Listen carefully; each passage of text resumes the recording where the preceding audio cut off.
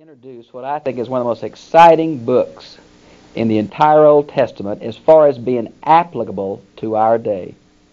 The great preacher B.H. Carroll said about Ecclesiastes that in the days of his infidelity, Ecclesiastes and Job exerted an unearthly power on me, expressing the emptiness of his life and pointing him to God. I think Ecclesiastes is the answer to modern existential philosophy. This is one of the most exciting books that I've studied in a long, long time, and one that I think is most applicable to modern American humanism, materialism. And so I hope you'll follow with me through this introduction. I'm going to be looking at my outline some because I just can't memorize all this, and I want to do as good a job as I can in preparing for our study of the book together. Now let's look at the term Ecclesiastes. That comes from the Greek word ecclesia. Now, if you're familiar with the New Testament, that is the word that we use for church. Now, originally, the term meant to assemble. It's used in Acts for a town hall meeting. But we get the word Ecclesiastes from ecclesia. The Hebrew word kolith. Now, if you'll look at your Bible, Ecclesiastes 1:1, you may have the word preacher or whatever it's translated. It's the title of the author of this book. The Hebrew word there is kolith. Now, it is a feminine form. Why? I have no idea. But it's the feminine form of the Hebrew word to assemble. Now, you get the connection between the Greek word to assemble and the Hebrew word to assemble. Also, it probably means the one who assembles or the one of the assembled. I really think, my translation, I use New American Standard Version in the Old Testament. It calls him the preacher. But I really think a better title for him would be the professor. Okay? Because this is wisdom literature. Now this is a very special type of literature. It's Job's, parts of the Psalms, most of Proverbs, Ecclesiastes, and Song of Songs is known as wisdom literature. In the New Testament, the book of James is wisdom literature. Now, it has some unique characteristics, and I want to talk about two of those. First is, it is the balancing type of revelation. Now, there are three major sources of revelation. There is the Torah, the law of Moses. There are the prophets who react against the institutionalization of the law of Moses, a more dynamic, prophetic group, if you please. But in between those two is what we often forget is the wisdom of the sages. Now the sages were wise men, and we're going to talk about date, but I think it's during a time where there's enough quietness for men to contemplate life, look at the questions of life, and see how to answer some of these questions. Now, Ecclesiastes is that kind of book. Now let me give you some of the characteristics of wisdom literature. Number one, it totally leaves out the sacrificial system of Israel. It does not deal with the institutional cultus at all. Doesn't talk about sacrifice, doesn't talk about priest, doesn't talk about the temple. Also, there are no references to the historical acts of God, like the Exodus and the conquest. None of that. None of that.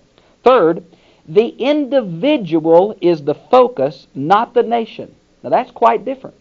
The individual is the focus, not the nation. It is primarily using natural revelation, not special revelation.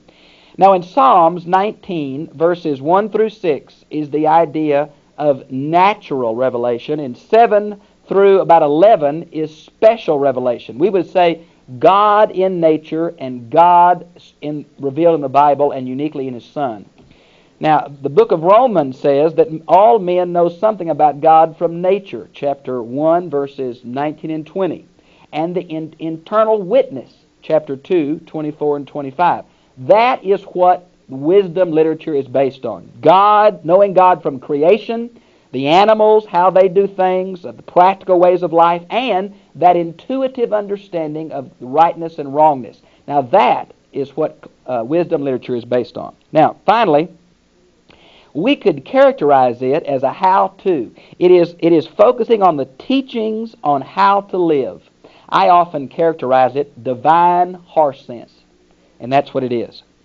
Finally, wisdom literature did not grow up in a vacuum, but is part and parcel of the literary artistic development of the Fertile Crescent and Egypt. There are many, many similar types of literature found in Egypt, in Cana, in Phoenicia, and in the cultures of the Fertile Crescent. And so it is not in a vacuum, though its monotheism is unique. The literary genre is not unique. And when I get into date, I think it is very, very similar to Phoenician wisdom literature. Okay?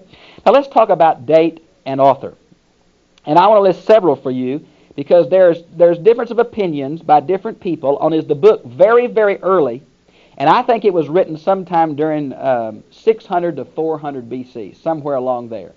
Others think it's post-exilic, or some think it's written during the Greek period, and many, many things. I'll give you the different ways. Some say the syntax of the grammar itself tells us it's very, very late. I don't get into real detail with you, but there is a little stroke in Hebrew known as a vav consecutive that links sentences and phrases together. It's found in every book of the Old Testament except Ecclesiastes. Some say that means it's very late. There are several Persian and Aramaic loan words. Some say, well, that means it's during the Persian period, which would be post-exilic, or the Aramaic period, which would be later than that. Why would they do that? Well, many people try to date the books like Daniel because there are some Persian loan words. But remember, there was contact between these cultures much earlier than Cyrus. Okay? Now, I want to talk about its place in the Hebrew Canon. It's among several books like Esther and Ruth and Lamentations and Song of Songs and Ecclesiastes. They're known as the five scrolls. And they are in the section of the Hebrew Canon known as the writings. There's the Torah, the Law, the Prophets, and the writings. And the writings are thought to be the last group canonized. And these five little books are in that last section, and each one of them are read at a particular feast day in the life of Israel. The book of Ecclesiastes is read at the Feast of Tabernacles. Okay? Some think it's very late because of that. Others say that the reason it's late is because although it seems to be that the background is Solomon's time, that the setting of the book is not the peaceful setting of Solomon, but the tumultuous setting of the post-exilic return to Palestine, which would be about 450 to 400 BC. That may be true. Now, some say it's very late because it has the rudiments of Greek philosophy. Now, particularly what they're referring to is chapter 1, verse 6. Now, Greek philosophy after 325 BC is what they're talking about. Because it mentions sun, wind, and water, many think that is a play on Heraclitus's main elements. I just think that's totally unfortunate. Now, let me tell you what I think probably makes it very early.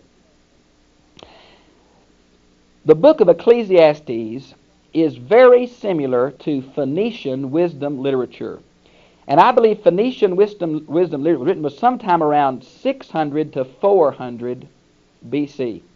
And that's probably the period that I think we're talking about. Now, the setting, I think, is Solomon's day.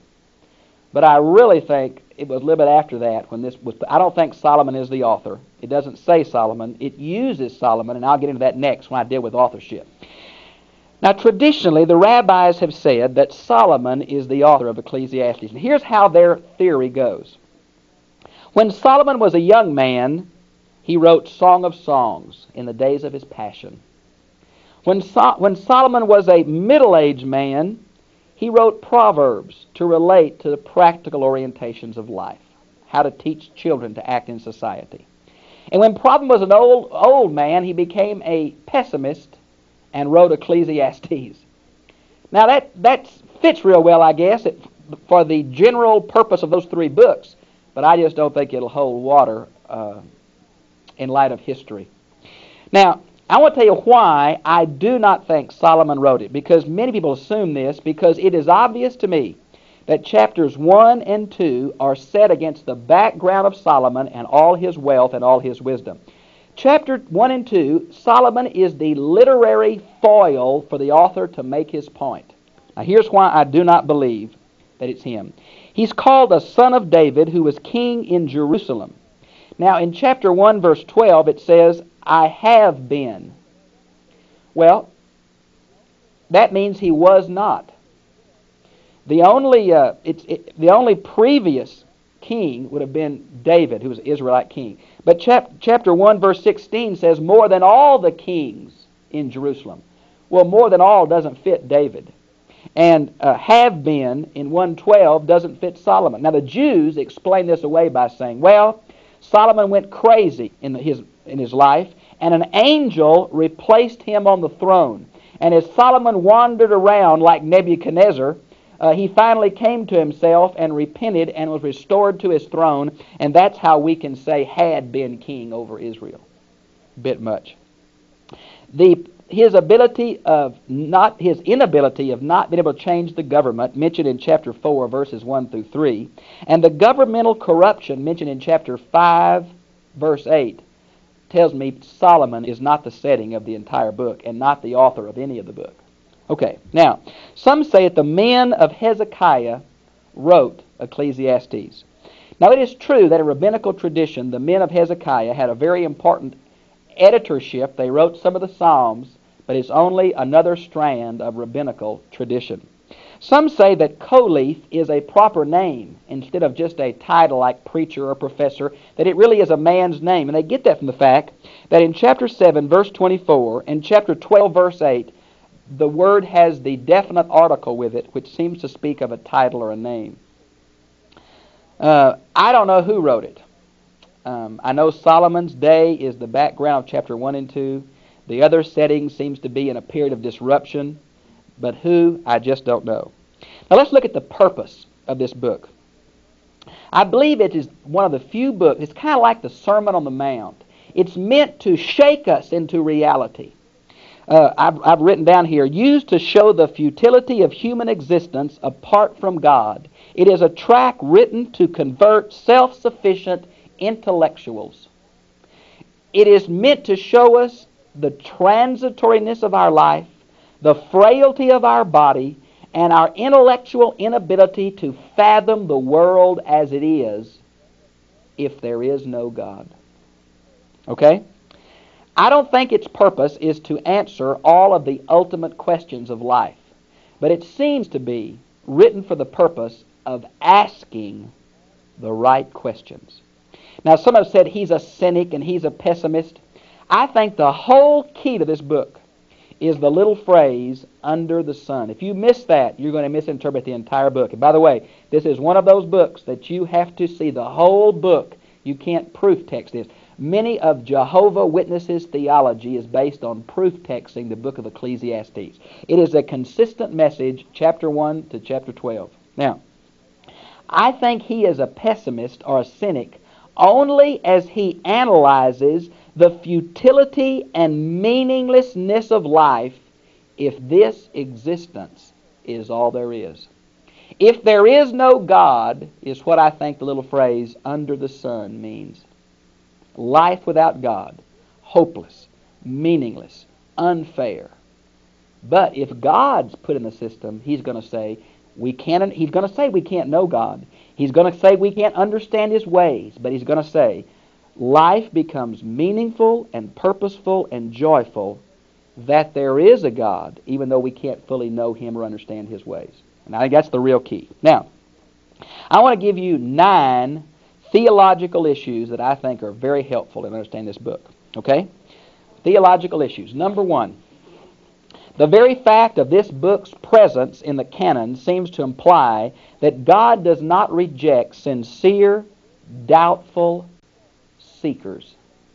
You see, I don't think doubt's a problem. I think doubt's a stepping stone to greater faith.